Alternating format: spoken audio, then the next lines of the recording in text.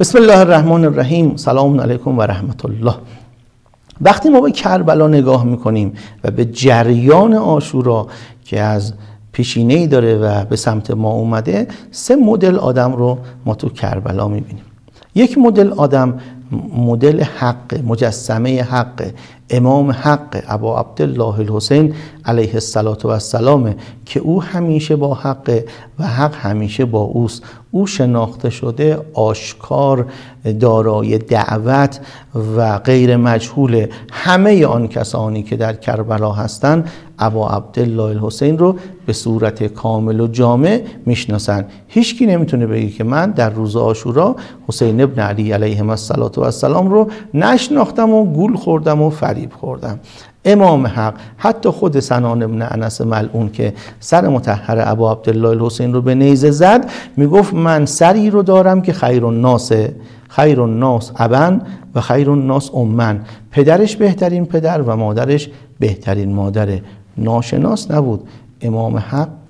اما ما در کربلا دیدیم که حق هر چند هم شناخته شده باشه، به صرف شناختن مورد تبعیت واقع نمیشه. شناخت حق یه مسئله است، تبعیت از حق یک مسئله دیگه است. اینکه تو زیارتنامه ها میخونیم که هر کس امام رضا رو زیارت کنه عارفاً به حقه وجبت له الجنه، یعنی که او رو امام واجب الاتباع بدونه، یعنی تبعیت کنه از حق. الان ما میبینیم در کل دنیا میدونن که مردم غزه دارن از گرسنگی میمیرن. مردم غزه گناهی ندارن. 600,000 کودک در حال جان کندنن. اما همون فلسطینی های اطرافشون هم حتی کاری انجام نمیدن. 5-6 میلیون فلسطینی توی اردن، 2-3 میلیون تو لبنان، چند میلیون تو کرانه باختری هستن. اما هیچ کار، با این که میدونن، دنیا همه میدونن که حق چیه.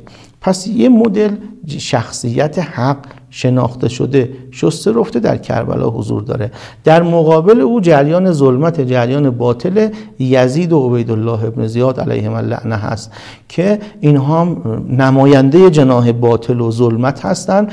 اینا هم برای همه شناخته شدن. یزید بوزینه باز، زنباز، میگسار رو همه میشناسن. هیچکی نمیتونه بگه آقا من اشتباه گرفتم بین امام حسین و بین یزید، فکر کردم که یزید بر حقه. ما با این 2 جریان کاری نداریم. ما نه امام حسینیم نه یزید. یه مسئله خطرناک وجود داره که مبتلا به امروز ماست و به اون عمل ما بررسی داره. عمر سعده. عمر سعد آدم بدی نیست. ما نباید بگیم فلانی آدم بدیه یا آدم خوبیه، رفتارش رو نگاه کنیم. عمر سعد نماینده یک تفکره که این تفکر در درون همه ما هست و اصلا شاید بگیم کربلا ساخته شده تا این تفکر حذف بشه.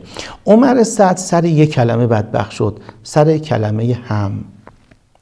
عمر سعد نیومده بود کربلا ابا عبدالله الحسین رو بکشه. شاید عمر سعد مدل آدم‌های وسطگیره، آدم‌هایی که تندرو و کنرو برای خودشون تو ذهن خودشون درست میکنن. آدم‌هایی که میگن ما نمیخوایم انقلابی، اینقدر انقلابی که ما اینقدر تنوری که نمیخوایم باشیم.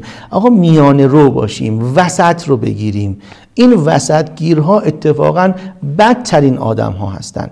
عمر سعد گفت من میرم کربلا، صحبت میکنم با ابا عبدالله الحسین، گفتگو میکنم، مسئله رو من حل میکنم، من با پیشینه ای که دارم حل میکنم، من به ملک ری میرسم. بعد به امام حسین میگم که آقا جان من پادشاه ری باشم، حالا الان خدای شما خودتون وجدان خودتون رو قاضی کنید به جای ابو عبدالله الحسین.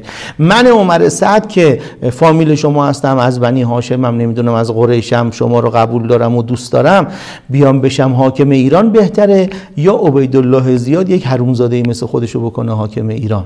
خب من اگه اونجا باشم شما دور بر منین، من میشم پادشاه، شما میشی مسئول فرهنگی، شما میشی وزیر ارشاد، شما میشی چه میدونم رئیس تبلیغات دینی، تو هم که کارت ارشاد دینیه، منم زمینه رو فراهم میکنم، حمایتم میکنم، من پادشاهیمو میکنم، تو کار فرهنگی تو انجام بده. هم عبیدالله زیاد راضی میشه، هم تو راضی میشی، هم بلوک شهر، هم با اروپا، هم همه. خلاصه من حل میکنم مسئله رو. چرا دعوا کنیم؟ چرا بجنگیم؟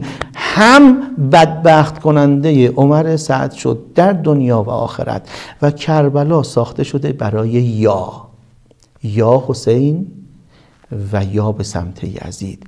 کربلا بنا شد تا خط سوم وجود نداشته باشه، تا وسطگیری وجود نداشته باشه، تا قشنگ آدم ها تصفیه بشن، یا حسینی یا یزیدی و هیچ خط سوم این وسط وجود نداشته باشه. و شگفتانه‌های کربلا در اینجا بسیار زیاده. چه آدم‌هایی که توقع بود در جریان باطل باشن تو جریان حق اومدن، چه آدم‌هایی که در جریان حق بودن و در جریان باطل قرار گرفتن. این نگاه جریانی بسیار بسیار اهمیت داره. ان شاءالله ما همیشه در جریان حق باشیم.